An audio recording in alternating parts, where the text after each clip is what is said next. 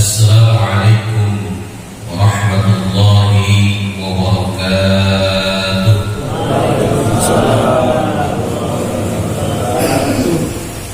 Semangat Pak. Semangat. Kalau salam ketabrak kuda, jawab salam masuk surga. Amin. Ulangi. Assalamualaikum warahmatullahi wabarakatuh.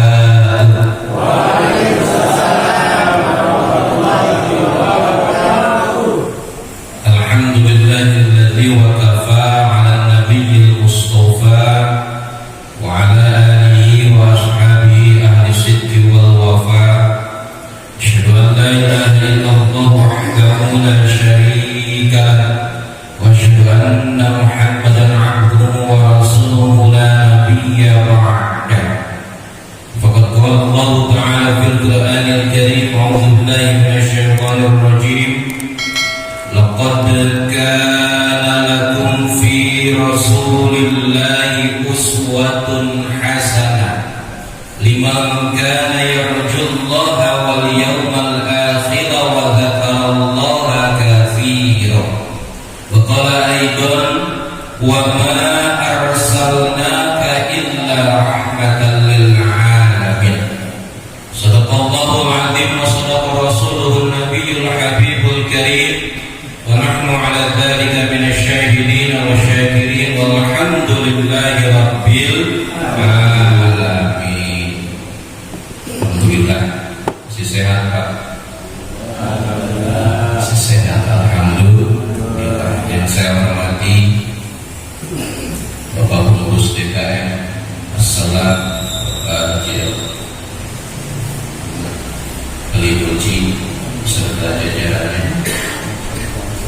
Yang saya hormati Bapak-bapak jemaah Masjid Jami Assalam Bumi Anggrek Blok PUB.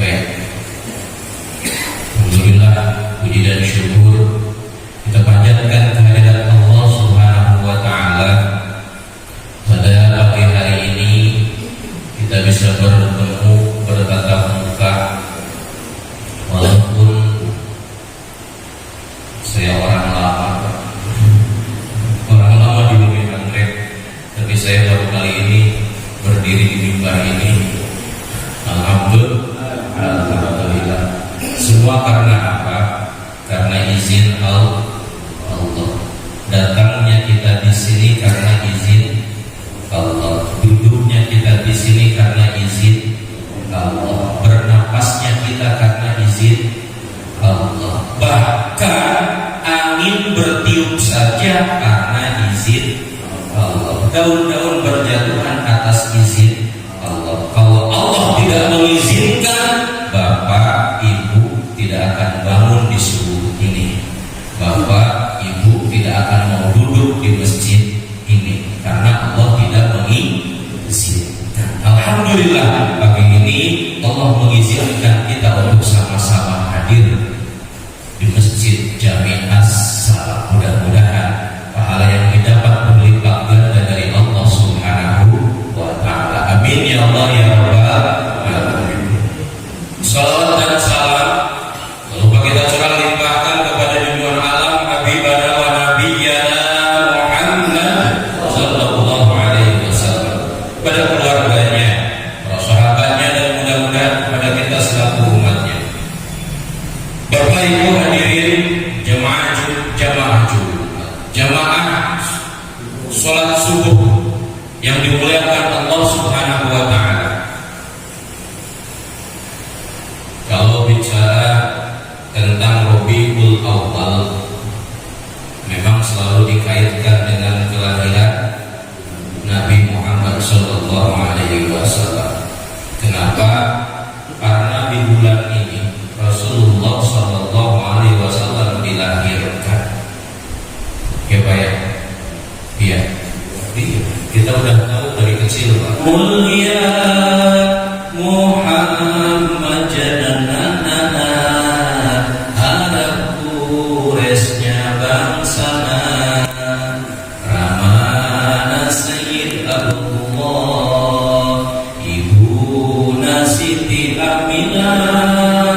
tiba berkena di Mekah wengisanen tahun gajah April bulan Masehina tanggal ke-20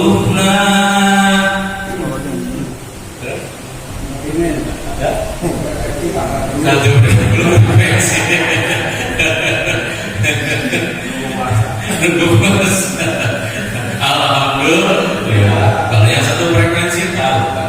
Dari kecil kita diajarkan bahwa di bulan Rabiul Awal adalah bulan kelahiran Rasulullah Sallallahu Alaihi Wasallam.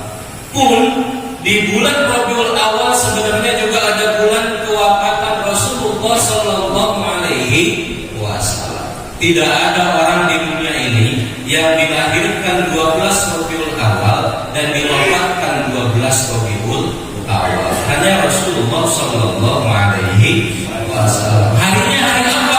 Senin. Senin. Benar? Ya cari. Benar apa enggak? Takut saya salah. Ya. Tepatnya Rasulullah Sallallahu Alaihi Wasallam dilahirkan 12 Rabiul Awal 571 Masehi. Dan Rasulullah Sallallahu Alaihi Wasallam wafat pada 12 Rabiul Awal tahun 11 Hijriah atau 638 Masehi. Coba buka di Google. Insya Allah kan benar. Kenapa selalu diperingati? Kenapa selalu diingat-ingat? Karena tandanya cinta. Kalau yang cinta pasti diingat-ingat Pak. Man ahabba syai'an aksara dzikruhu. Barang siapa yang mencintai sesuatu pasti akan banyak nyebutnya. Ya Pak ya. Tahu lagu Dul Sumbang. Dul Sumbang cinta air. Menyebut air. Ya benar Pak. Iya. Karena cinta. Begitupun kita. Ketika kita cinta Allah, kita akan banyak zikir kepada Allah. Dan ketika kita cinta Rasulullah, kita akan banyak sholawat kepada Rasulullah. Ini mengaku cinta kepada Rasul, tapi nggak mau sholawat kepada Rasul. Apaan sholawat? Apa Pak? Apaan sholawat? Padahal Rasulullah Sallallahu Alaihi Wasallam pun telah menjamin man shalla alaiya salatan wahidan, barang siapa yang sholawat kepadaku salatan wahidan, sholawatnya satu kali sholawat, sallallahu alaihi asyrata sholawat, Allah akan memberikan atau Allah akan menyampaikan sholawat 10 kali sholawat. Langsung dibalas oleh Allah ketika kita satu sholawat, Allah akan membalasnya dengan 10 kali sholawat. Pak, Bu, Bapak tahu ketika Allah memerintahkan sholat, apakah Allah pernah sholat? Tidak. Ketika Allah memerintahkan zakat, apakah Allah pernah zakat? Ketika Allah memerintahkan haji, apakah Allah pernah haji? Ketika Allah memerintahkan puasa, apakah Allah berpuasa? Tidak. Tidak melaksanakan perintah itu kecuali sholawat. Allah memerintahkan sholawat dan Allah pun bersholawat atas Nabi. Apa buktinya? Innallaha wa malaikatahu yusholluna 'alan nabi ya ayyuhalladzina amanu shollu 'alaihi wa sallimu taslima. Betul. Pak. Ini benar enggak Pak? Allah memerintahkan sholat kepada kita, tapi Allah tidak pernah mengerjakan sholat. Allah memerintahkan puasa kepada kita, tapi Allah tidak mengerjakan puasa. Tapi ketika Allah memerintahkan sholawat, Allah pun bersalawat kepada Nabi. Karena apa? Karena Nabi adalah kekasih Allah. Nabi kekasih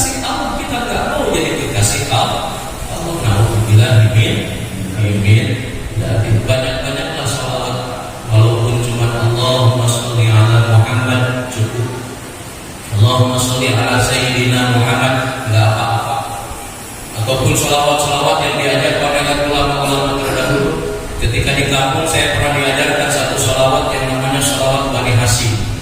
Allahumma sholli ala nabiyil hashimi Muhammadin wa ala alihi wa sallim taslima. Ada yang satu frekuensi? Ada. Sahur. Alhamdulillah. Diamalkan Pak salawat tersebut supaya apa? Supaya kita cinta kepada Allah, minimal cinta kepada Rasul. Ketika kita cinta kepada Allah, cinta kepada Rasul lebih utama daripada yang lain, kata Rasul. Itu yang dikatakan iman. Jadi Rasul pernah ditanya, ya Rasul, apa yang dikatakan iman? Iman itu adalah engkau mencintai Allah dan mencintai Rasulnya lebih daripada mencintai yang lainnya. Itu iman. Jangan maka iman tidak mencintai Allah, tidak mencintai Rasul. Bagaimana cara mencintai Allah dan cara mencintai Rasul? Kita mau pelajari, mengikuti sunnah-sunnah Rasulullah.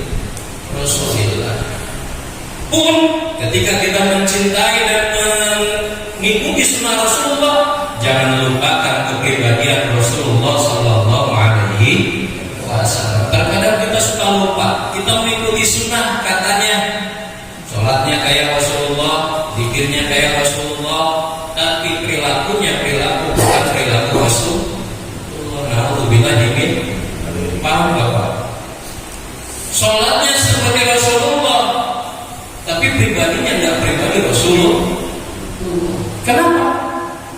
Banyak di antara kita orang sesama muslim saling melaknat. Apakah Rasulullah pernah melaknat orang? Tidak. Orang sesama muslim saling menyakiti. Apakah Rasulullah pernah menyakiti orang? Tidak. Rasulullah tidak pernah melaknat, Rasulullah tidak pernah menyakiti. Bahkan orang musyrik pun Rasulullah tidak pernah menyakiti dan tidak pernah melaknat. Bahkan Rasulullah malah bersabar. Ingat kejadian di Taif ketika Rasulullah berdakwah ke Taif. Rasulullah dihujani batu. Rasulullah dilempari batu oleh orang Taif. Saking orang Taif gak mau menerima Islam, saking orang Taif gak mau menyembah Allah, Rasulullah dihujani batu sampai terluka. Apa yang dibicarakan Rasulullah ketika ditawarkan oleh malaikat, ya Rasul, akan aku timpakan gunung ini untuk menimpa orang-orang Taif supaya orang-orang Taif mati semua. Apa kata Rasul?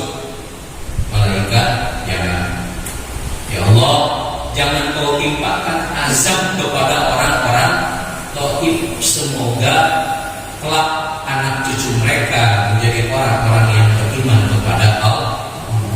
Allahumma gfir liqaumi fa innahum la ya'lamun. Itu kata Rasul.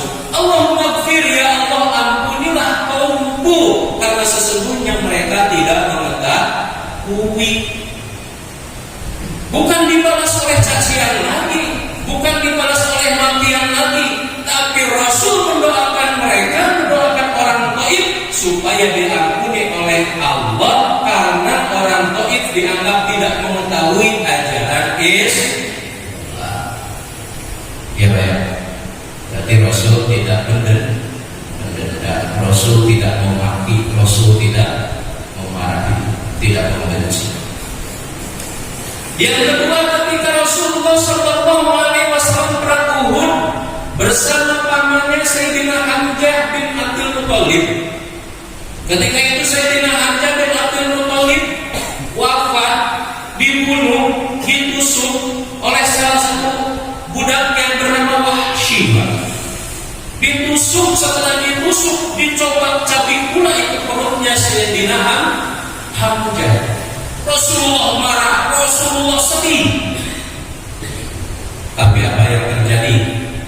Ketika Wahsy berhadapan dengan Rasulullah mengikrarkan keislamannya, apakah Rasulullah membunuh Wahsy? justru memaafkan Wahsy. Rasulullah tidak membenci Wahsy, tidak memarahi Wahsy, walaupun dalam hatinya beliau marah, walaupun dalam hatinya beliau sedih. Tapi apa kalau kita disenggol dikit, wow, udah kayak ini, kayak macan baru tidur, ngomong gitu, disenggol dikit, wow, udah kena, boro-boro disenggol dikit, kedengeran hawa-hawa bahwa orang tersebut ngomongin kita misalnya, langsung didatangi, dikontrol. Nauzubillah min. Apakah itu sikapnya seperti sikap Rasulullah? Tidak. Rasulullah adalah orang yang sabar. Rasulullah tidak pernah melaknat, Rasulullah tidak pernah memaki. Bahkan kalau kita ingat ada sebuah cerita ketika Rasulullah SAW menjelang sakit, beliau pergi ke Masjid Nabawi dan beliau naik ke atas mimbar mengumpulkan para sahabat. Wahai para sahabatku, pada hari ini aku telah menyampaikan seluruh yang diamanatkan kepadaku dari Allah. Dan pada hari ini pula aku bertanya kepada kalian, wahai para sahabat, apakah di antara kalian ada yang terzalimi olehku sengaja atau tidak sengaja? Sampai begitu Rasul dikumpulin sahabat. Coba kalau di sini Pak RW misalkan kumpulin warganya, wahai para warga, apakah dari para warga ada yang terzalimi oleh saya? Ada nggak kayak gitu? Waduh, misalkan Pak Camat misalkan kumpulin warganya, wahai para warga, apakah ada yang pernah terzalimi oleh saya? Nggak ada yang belum pernah ya? Belum. Tapi Rasul mengumpulkan para sahabat. Apakah di antara sahabat ada yang terzalimi olehku? Para sahabat diam.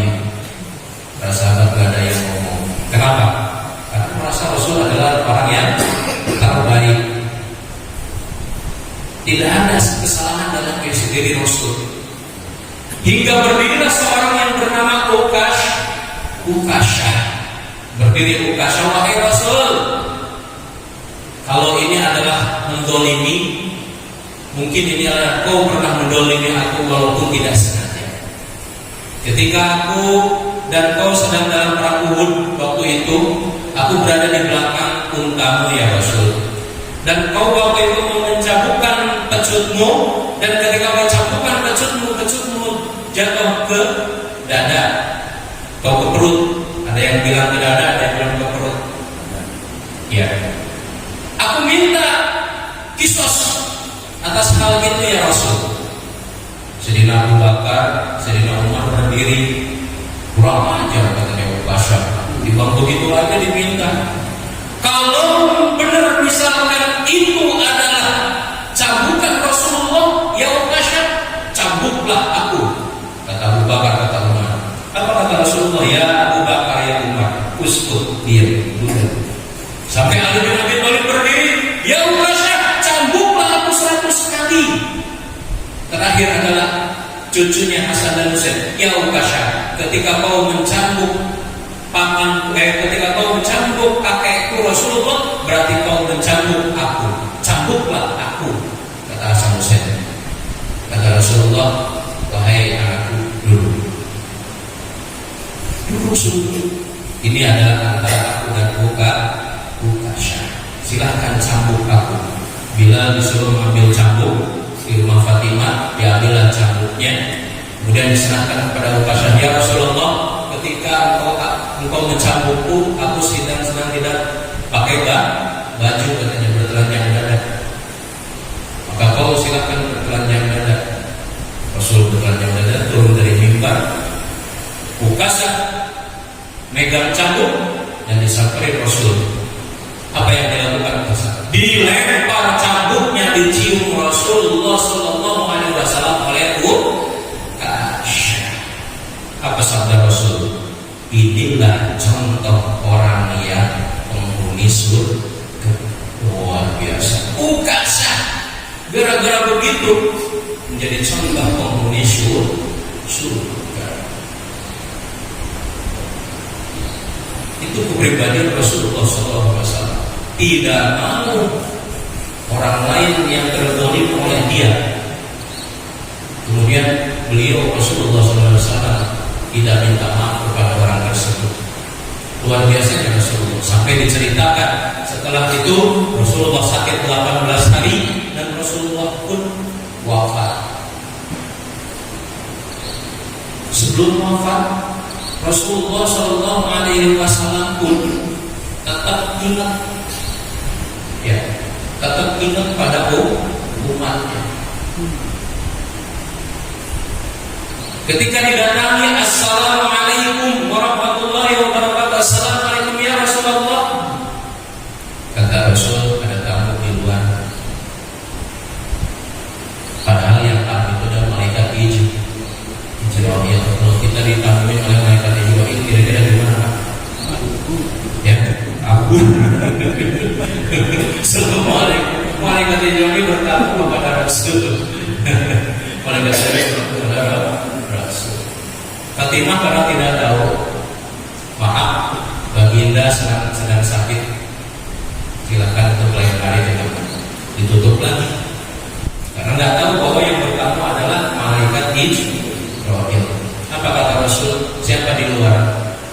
Kamu yang tidak pernah aku ketahui, suruh masuk.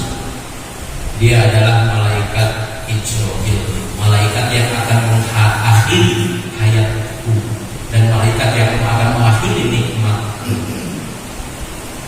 Nangis Fatimah. Kalau disebutin begitu akan mengakhiri. Dimasukkanlah malaikat Jibril. Ya Jibril, mana Jibril? Mana Jibril? Jibril dipanggil oleh Jibril. Kenapa? Oleh Jibril. Kenapa? Karena Rasulullah selalu bersama Jibril. Wahai Israel, silakan kau mencabut nyawa. Dicabutlah nyawanya oleh Jibril. Rasulullah SAW gemetaran. Rasulullah SAW keringat dingin. Padahal Jibril sudah mencabutnya, itu sudah diringankan 70 kali Pak. 70 kali dari yang biasanya sakit mencabut nyawa sudah diringankan kepada Rasulullah. Rasulullah lagi masih sakit, sampai Rasul pun berdoa. Tapi walaupun sakit Rasul berdoa, Allahumma khaffif ala ummati sakaratul maut. Ya Allah, permudahlah sakaratul maut kepada umatku. Wa thaqilni bi, dan timpakanlah kesakitan sakaratul maut kepadaku, kata Rasul. Sampai segitunya Rasul. Timpakan kemudahan, timpakan kegampangan untuk sakaratul maut pada umatku. Timpakan kesulitan untuk sakaratul maut, kesakitan untuk sakaratul maut untukku, kata Rasul. Luar biasanya Rasulullah Shallallahu Alaihi Wasallam. Sebelum dicabut pun Rasulullah, Ali bin Abi Thalib mengangkatkan telinganya ke bibir Rasulullah Shallallahu Alaihi Wasallam. Seraya berbisik, ummati, ummati, ummati. Sampai demikian Rasulullah Shallallahu Alaihi Wasallam. Ketika dilahirkan Rasulullah Shallallahu Alaihi Wasallam mendapat keistimewaan. Ketika hidup Rasulullah Shallallahu Alaihi Wasallam mengajarkan hal-hal yang baik, mencontohkan hal-hal yang baik. Uswatun hasanah. Laqad kana lakum fi Rasulillahi uswatun hasanah. Contoh yang baik, contoh panutan yang baik.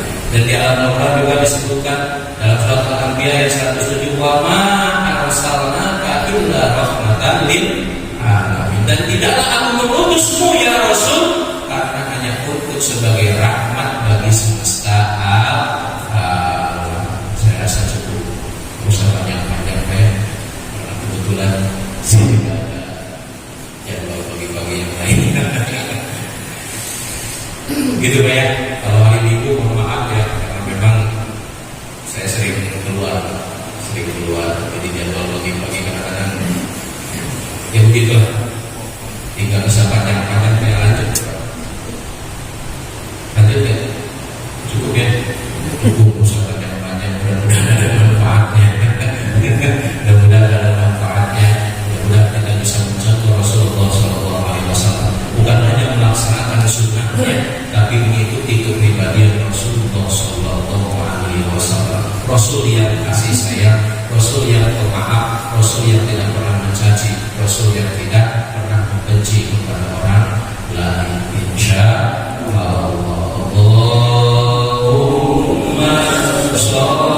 ala nabiyil hashimi Muhammadin